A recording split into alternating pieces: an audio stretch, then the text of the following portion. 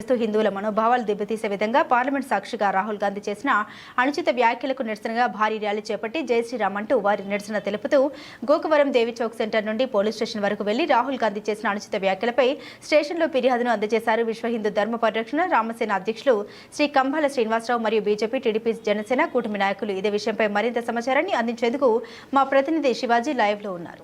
మనుషుల మధ్య దూరాలు పెంచి సొంత రాజకీయాలకు వాడుకునే ఈ దుర్మార్గుల యొక్క చర్యల నుంచి రాజకీయాలు తొందరగా మారబోతున్నాయి. నేను ఇది అందరికీ తెలియజేస్తాను. ఇలాంటి దుర్మార్గమైన కార్యక్రమాలు వాడు ఆపినా ఆపకపోయినా మాత్రం వాడి తల్లి ఇటలీ దేశం పారిపోయే రోజులు చాలా దగ్గరలో ఉన్నాయి. ఎందుకంటే వాళ్ళకి తెలియట్లేదు. హిందువులందరూ కూడా చాలా చులకనగా చేసి మాట్లాడడం, వీళ్ళని ఏమన్నా మాట్లాడితే కూడా మన పబ్బం గడుపుకోవచ్చు అని చెప్పి అనుకోవడం.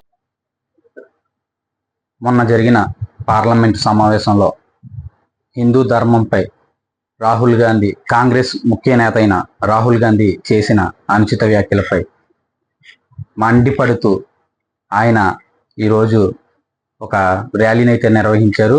ఆయనే రామసేన అధ్యక్షులు కంబాల శ్రీనివాసరావు గారు. అయితే దీనిపై మరిన్ని వివరాలు అందించడానికి ఆయన మన ముందైతే ఉన్నారు. ఒకసారి ఆయనతో పూర్తి వివరాలు ఏంటని తెలుసుకునే ప్రయత్నం చేద్దాం రండి.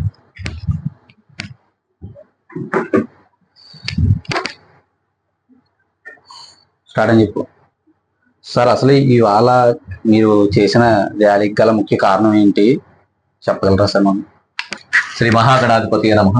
భారత్ మాతాకి జై. జై శ్రీరామ్. నేను విశ్వ హిందూ ధర్మ పరిరక్షణ రామసేన అధ్యక్షుడు కంబాల శ్రీనివాసరావుని.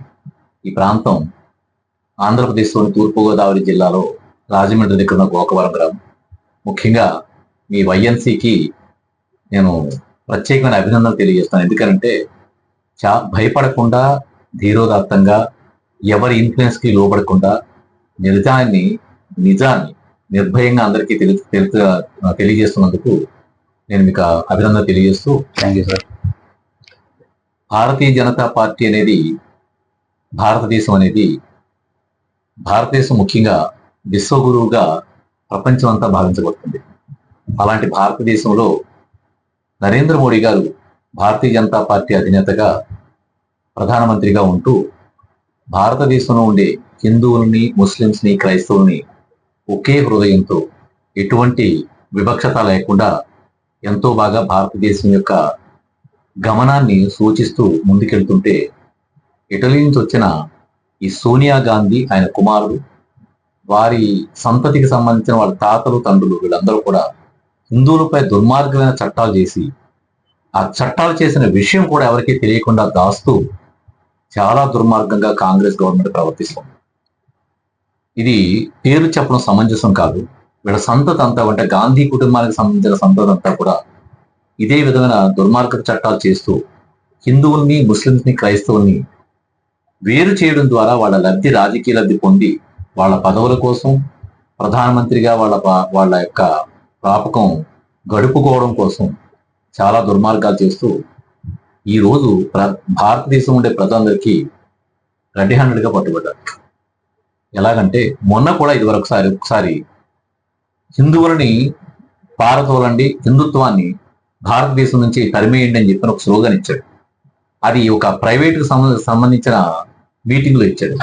కానీ ఈరోజు నిన్న కాక మొన్న పార్లమెంటు సాక్షిగా హిందువులు హింసావాదులు, హిందూ దేవతలు ఆయుధాలు పట్టుకుని తిరుగుతారు, హిందువులు చాలా కోపగ్రస్తులు, వాళ్ళు అసత్యాలు మాట్లాడతారని చాలా దుర్మార్గమైన మాటలు మాట్లాడి తన గొయ్యి తను తవ్వుకున్నాడు.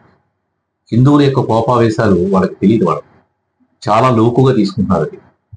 అది ఎంత ఉధృతంగా వస్తుందనంటే, ఒక ప్రభంజనంలాగా వచ్చి వీళ్ళ ఇద్దరినీ కూడా భారతదేశం నుంచి తరిమే రోజులకి వాళ్ళు మొట్టమొదటి కార్యక్రమం చేసుకున్నారు. ఆ విధంగా మాట్లాడుతున్నారు.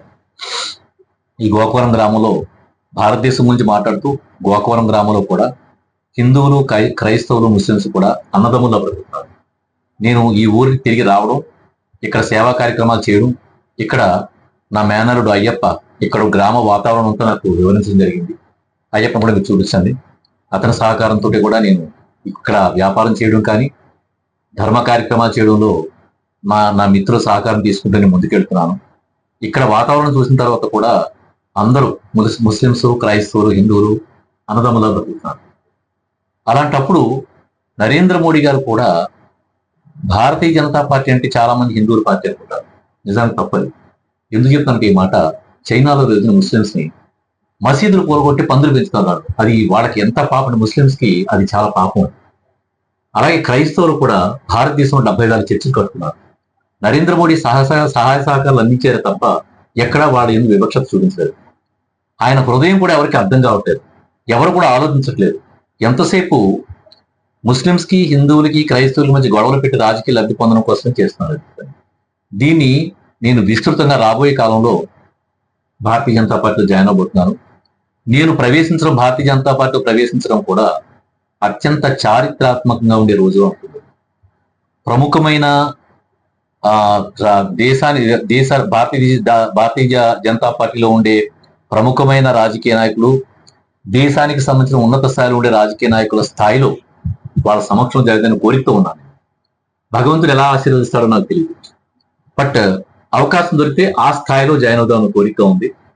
నేను జాయిన్ అయిన తర్వాత కూడా ఇదే హృదయంతో, నరేంద్ర మోడీ గారు ఏదైతే హృదయంతో పనిచేస్తున్నారో, ముస్లింస్ కానీ, క్రైస్తవులు కానీ, హిందువులు కానీ ఒకే మనసుతో చూస్తూ, సముచిత స్థానం అన్ని మతాలకి ఇస్తూ, హిందూ ధర్మాన్ని ప్రత్యేకించి కాపాడుకుంటూ ఇంకొక విషయం చేయబోతున్నాను.